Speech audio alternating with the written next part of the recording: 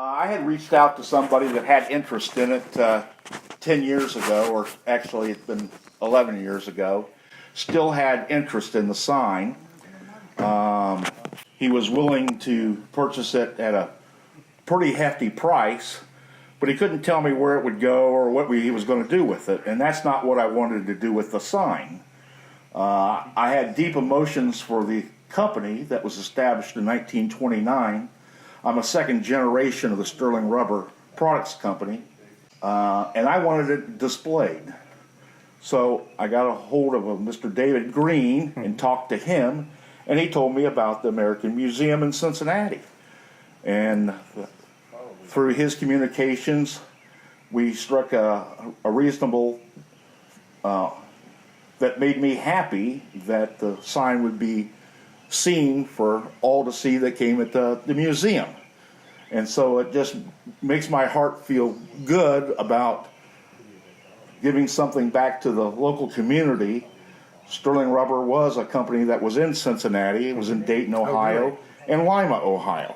And so since long gone, the story I always tell that since then Sterling had been sold, and I still have a company that's running, but I kept the old Sterling phone number, and to this day, 11 years later, I still get at least one call a week, people asking for Sterling Rubber. Right. The company today does most of the things that Sterling Rubber did, more things in some areas and less things in other areas, but generally the same type of industrial distribution business. Sure.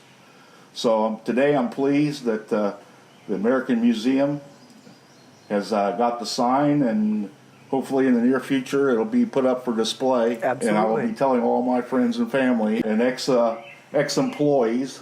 I am the last Sterling employee still working, and I'm sure that many of them will come and see it and remember, because it was people commented about the sign all these years. Back in 1929 it was a fairly common sign. Sure. But today it's definitely a retro type display. Very much so. Again, I thank you for the museum of coming and getting this sign and doing what my prayers were. Yeah, absolutely. Well, thank you so much for contributing to it. It sounds like you're really understanding and appreciative of our mission as well. So it's really going to go to a good home. Not only we're going to make it look nice and brand new, but we're also going to continue to tell the story to all the people that come to visit the museum. So it'll be something that on a weekly basis people will be hearing about and seeing. So you can rest assured that that'll happen. Well, thanks for all you do. Yeah, absolutely.